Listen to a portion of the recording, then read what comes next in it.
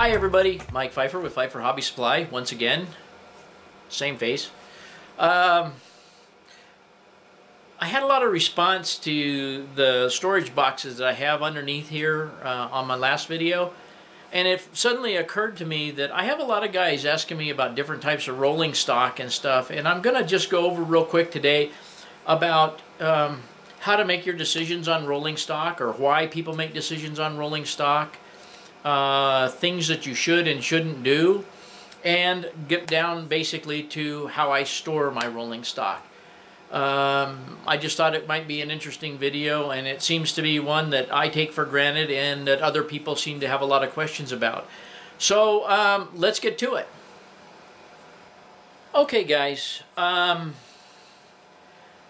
there's just a couple of I know a lot of guys who have small layouts and they buy large equipment, and I have guys that have large layouts and buy small equipment.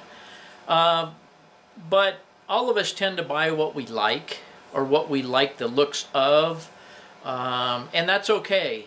But what you have to keep in mind, and what a lot of guys don't know, is the longer the car, or locomotive for that matter, but the longer the equipment, the bigger the radius that you really need or want to run it on, because you have, if it's an 89-foot car and you have 9 3/4 inch radiuses, which is considered a small radius, you have a lot of overhang on the car and it doesn't look right, and you potentially have a lot of derailment issues. So if you have a small layout, I know a lot of guys have a tendency to buy things that they want and so forth, but you kind of have to gear your equipment to the size of the layout you have. Now, I don't have overly wide radiuses on my layout here either, so I don't run a lot of auto racks. I don't run a lot of 89-foot flat cars, or 89-foot cars at all, really. I try to restrict it down to about 60-foot cars, just because they look better. I mean, I have a desire to run auto racks, and I have a desire to run these other types of equipment, but I do it at the club, just because I don't want this layout to get cluttered up with a bunch of 89-foot cars. It would only take a few, and it would be cluttered up. It's cluttered up enough with just 40-foot, 50-foot, and 60-foot cars. But nevertheless, that's the first kind of, I guess, thing I would say is try and buy and gear your equipment to your layout size, because it just avoids problems down the road. The next thing I would say is that we all have a tendency to buy something that's incredibly inexpensive. While that's good on the wallet, it may not be. Everybody seems to want to use, and certainly all of us, most of us know that, and there's going to be difference of opinions, but most of us know that microtrains, couplers, and trucks are probably the way to go, or something similar to that, so that your equipment runs good. Plastic wheels versus metal wheels, we're not really going to get into that. I'm kind of a plastic wheel guy, but it doesn't matter. Metal wheels add a little low-end weight to them, and I'm not really positive that they keep the track cleaner in most cases. But that being said, you can buy a car really, really cheap, but converting it over to microtrains trucks may be the expensive part. You may have, if you take what you would spend on a microtrain set of trucks versus what you paid for the car, you may have been able to buy a car with the microtrains trucks already on it, or couplers, or any kind of knuckle type coupler and truck on it for that matter. So that's one thing to keep in mind. Okay, the next thing we're going to do is we're going to talk about these things. They seem very insignificant until, as most of you know, you go to buy a car. Generally, you don't want to buy one that's not in a box. You'll get it a lot cheaper, usually. But my recommendation is, every time you buy any piece of equipment, save the box. I know it's a pain in the neck, and that's what I've been discussing on my last videos here, is what to do with all these boxes. While it is an inconvenience to save them all, if, in the case of a locomotive, you have to send it back for repair or whatever, you really need the box to send it back in, because that's the only way to securely protect that locomotive, because that's the way they send it when they have them made at the factory. There's different types of boxes. Although these are 3 different manufacturers' boxes, Intermountain, Wheels of Time, and Fox Valley, The box themselves are literally the same. Okay, so they must get them from one source, or whatever the case may be. But the inserts in them are different. So you don't need to, you can do whatever you want. But my recommendation would be to save all of your car and locomotive boxes. If nothing else, for future reference, so you know what you have, you don't have, or if you need to send something off to get it fixed, or if you want to sell it. It's a lot like buying a car and not taking care of a car. You buy a car, you don't take care of it, you don't get as much money for it when you sell it. You buy a piece of equipment, railroad equipment, you don't take care of it, you don't keep the box. Down the road, it's not going to be worth as much money. And granted, we're talking about dollars versus hundreds and thousands of dollars, but it's the same principle, okay? So the idea is to keep your equipment in good shape and keep these guys. And hopefully this video is going to be relatively short today, so let's move on. I also meant to mention a minute ago, and I didn't in the last little segment there, that even though you buy a $1 Atlas car at a train show, or you buy a $35 car, Microtrains car, or weathered car, or custom weathered car, whatever the case may be, it really doesn't matter. It is all about what you like. But the point that I was trying to make there was that it may cost some money to get those older cars up to today's standards, because most of them back then were not. And I also don't have any examples out here, but when you find something you like, but if you're buying something just because it's cheap, take a look at the printing on it and stuff compared to some of the new equipment before you just jump off and buy something, because down the road you'll probably be drastically underwhelmed at the decaling, the printing on the old cars versus what the technology is today. Also the castings, the molding of the body shells and so forth. So pay particular attention to that. I'm not a big fan of getting cars with a lot of detail on them, or locomotives for that matter, because I handle my cars a lot. And there's nothing wrong with that as far as I'm concerned. I'm not a detail fanatic because I do handle them a lot. But anyway, just pay attention. In other words, don't get excited in the moment and just buy a real old junky 40-foot boxcar just because it's there and it's $1. Think about how you're going to spend your money wisely. I think spending your money wisely is more effective than having a ton of stuff that really isn't worth much of anything, actually, or may not run well on newer track, or today's track, I should say. So anyway, just keep that in mind. And now we're going to move on to storage of the boxes. Okay, guys, here we are once again under the layout in the dark. But I'm gonna flip myself around here and just show you, kind of give you a little better look at how I store the boxes themselves. Okay. Okay. As you can see, I have kind of amassed a mix match of flattish containers. The containers that I'm going to show you in a little while that I keep my cars in, they're by Sterilite, okay? And if I had my choice, I would try and stick with the Sterilite boxes, just because they kind of standardize them over a period of time. And you don't need to buy a million of these. As you can see, I mean, stuff fits in them no matter what they are, and they all seem to stack relatively easy. But what I try to do is, these are all Microtrains cars, and they're long boxes. They're the longer Microtrains boxes. They seem to fit in this particular container. And like I say, I have different sizes. This one here is filled with Microtrains short boxes, which happen to stand upright. And I would say there's probably at least 100 of them in there. And then this one here is car sets. You can see that the particular size of this container just happens to fit long, thin boxes. Plus, it also has flat boxes in it for your car sets, like your 5-car sets, your 4-car sets, Microtrains and stuff. And you can see that this one has a myriad of stuff in it, and locomotive boxes in the bottom. I guess what I'm trying to say is, it doesn't hurt to have a bunch of different sizes of boxes. The only reason I was suggesting sticking with the Sterilite is you can almost pick them up anywhere. I think Walmart carries the Sterilite brand, and they are going to be the ones that make the containers that I'm going to recommend to you to store cars in. There's several different manufacturers of them, but anyway, you can see that I have quite a few different types. I just wanted you guys to get a little bit closer look at how the boxes are in there. I try and stand them up when I can. This particular box has some laying down in it, and that cardboard box there is from my container handler. I keep a box for everything: vehicles, cars, locomotives, and everything. So anyway, that's enough about the storage boxes for the boxes, but this is how I do it, and I've decided, like I said in the last video, to keep them down out of the attic so that I have access to them. And you can see that if you plan your cards right, depending on how tall your layout is, I mean, you could stack these things up as tall as you wanted to stack them up.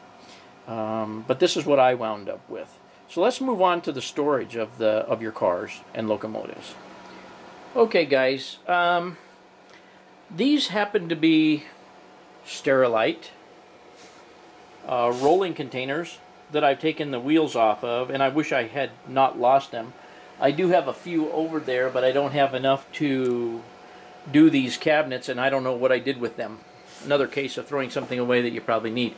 But nevertheless, these are the ones that I prefer. These are the ones that I have all my cars in, and these are a different type of container than I have Gavin's cars in, simply because we went to a different place to pick up the ones for him. But I in particular like these. Once again, they're Sterilite, and I'll tell you why.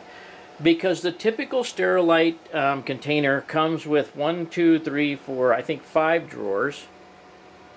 And then you can take another one, you can take the top off, this top right here off, and you can continue to stack. You can take another one apart and continue to stack as high as you want to stack. See, I could probably put another 2 drawers on there, or at least 1 drawer on there, and still be under the height of my layout here, which is kind of nice because that gives you the flexibility to stack them as high as you need to stack them to maximize your space under the layout and minimize the width of what you have to store them in. So basically what I have here is 3 cabinets. As you can see that I've taken the liberty of capturing my reflection in there, first of all. Second of all is I mark the drawers, and then I just put in the drawer what obviously is labeled on the outside, and I try to do it that way. Now, somewhere here, and I'm trying to remember which drawer it is, and of course it's self-explanatory, but what I do is I take the Sterilite drawer and I lay a paper towel in there. And the reason I lay a thick paper towel in there is because that I've laid different types of foam materials in there and found that over a period of time, whatever oils and stuff there is in foam tends to stick to cars. And guys who have collected brass know this to be a real problem. Even wrapping them in saran wrap and putting them inside the foam has not proved to be successful in brass. The only thing that I've seen anything wrapped in for any extended period of time that lasts is paper. So, consequently, and it also keeps the cars from kind of sliding around in the bottom of there. And you can see that it doesn't have to be totally organized, but it just gives me a place to put a certain number of cars. And of course, you just get however many boxes that you need to house all your cars. Now, I think it's this particular box here. You can see that I have a few more 50-foot cars than what I have space for in that drawer. So what I did was I took the cars underneath, I put another paper towel on top, and I started a second layer here, at least until I figure out what ones of these cars are going to go on the layout and which ones are not. So you can stack them too high in here. Of course, obviously, you'd have to take all the top ones off to see the bottom ones, but the point is they can be stored in there. You can store twice as many as you normally would. Basically, that's pretty much it. I mean, I have another empty 50-foot car drawer, but I haven't put, like I say, I haven't put stuff out on the layout. I do have a couple of, well, this one's got refrigerator cars in it, and I actually had more refrigerator cars in there. But anyways, it makes a handy spot. And then I have 4 empty drawers here, which means I have leftover drawers. And then I have a drawer that just has things to attach things up in the train room. I have all my box with all my 40s and 50s cars and my road marking equipment for all my lines on the highways and so forth. If I go back to the older era, I can put all these older cars out, automobiles. I have a drawer specifically for cleaning cars and cleaning materials. Boy, that looks like a rat's nest, but it kind of makes sense to me. Then I just have layout papers, and I save, why I don't know, but this was for my control panel build, which I no longer have need for.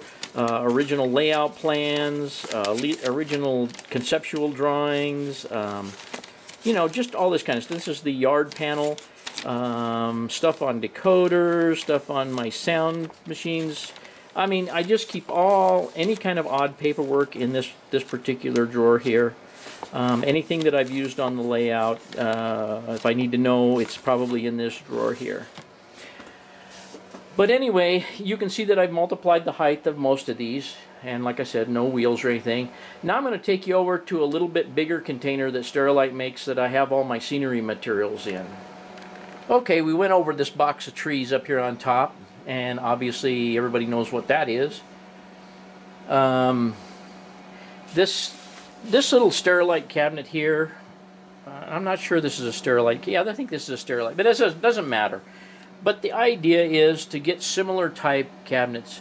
And this one here I could add another drawer to if I decided to waste another whole cabinet on it. But the idea was to get rid of a junky old clunky cabinet that I had here that was brittle and falling apart. One of the nice things I was going to tell you about these is they're real soft plastic and flexible plastic. So they don't brittle up and fall apart on you. They stay pliable like that. So, and they last an incredibly long time, and they design them to hold their shape pretty well. So the drawers are consistently easy to slide in and out. But you can see that I've consolidated a lot of my materials down into here. That middle drawer is nothing but Kato track, pieces that I've experimented with and so forth. The top one's got paint brushes in it, and the bottom one's got paperwork and things that I've removed from the layout that I may use in the future. This funky cart here that I normally probably wouldn't keep, I keep strictly for sentimental value. That cart belonged to Robin's grandfather, and he used to do a lot of, put his painting supplies on there when he was painting houses. Even when he was up in his early 80s, he would put his painting supplies on that. So it just carries some sentimental value, but it works out well. It has wheels on it. It works out well to put all my scenic containers on, my glues, the alcohol, the containers. On top I have my grass applicator and a box of cork, HO cork, that I lift everything up with. And there's my infamous NCE box, which you all know the story to that so far. But anyway, this whole thing was just designed to kind of give you a little more in-depth how to determine how to buy your rolling stock, how to keep your boxes, keep stuff, because that makes it retain any kind of value that it may have. And then the types of containers that I'm using to store all this stuff, and how and where it is stored under the layout. So I hope you guys found this useful. Okay, guys. These are the Axion storage boxes and bags, and as you can see, they make it pretty handy. There's 5 boxes in there, and each box holds maybe 30 or so cars, 40 cars possibly, 40-foot ones. They hold almost anything, but in all reality, I use it quite often, but in all reality, I've had just as good of luck putting a train in one of these drawers and layering the paper towels in it and just carrying the drawers with me, simply because it has a low center of gravity and will stay on the floor of the car. So I've had good luck hauling trains in these individual drawers, as well as an individual set of cabinets or something like that. It doesn't have to be anything fancy, but I just thought I'd get a little bit into the transportation of your equipment as well. One thing I don't recommend, and some guys do, I think it's a little more work than it needs to be, plus it increases the ability to break your rolling stock, and that is guys putting all their equipment back in their original boxes. I think that's a little bit fanatical, and I think that it doesn't need to be done all the time. Certainly there's nothing wrong with it if you want to, but I just think it leads to a little bit of wear and tear on the car by dragging it in and out of the box all the time versus just handling the car in something that's in a foam cradle or sitting on a paper towel. So anyway, that wraps it up for today, I guess. Okay, guys. I don't know. I got a whim to make this video just because I get a lot of questions about rolling stock and how and what the containers were that I store my stuff in, and now you've taken a little bit closer look at that. I don't know how interesting it was, but I hope that I don't want to turn anybody off to buying anything that they like as far as rolling stock, but I like to point out from time to time that a lot of train shows I've been to, there's just a lot of junk out there. There really is, and I don't know, sometimes it'd have to be something really special for me to buy an old piece of junk and have to sink a lot of money into it to make it run on a layout reliably. I see so many guys buy cheap stuff and put them on a layout and just do nothing but struggle with keeping the cars connected together, not derailing, losing parts along the way. You know, there's just a myriad of things. But if you want those kind of cars and you want to modify those cars and bring them up to spec, that's fine. But I just don't want people to get too overexcited just because something is really cheap, because it's just like anything. You kind of get what you pay for sometimes. Sometimes you get a bargain. But anyway, guys, I hope you enjoyed this one. It's just a little quick video this afternoon that struck my head. And as usual, we'll see you guys the next time.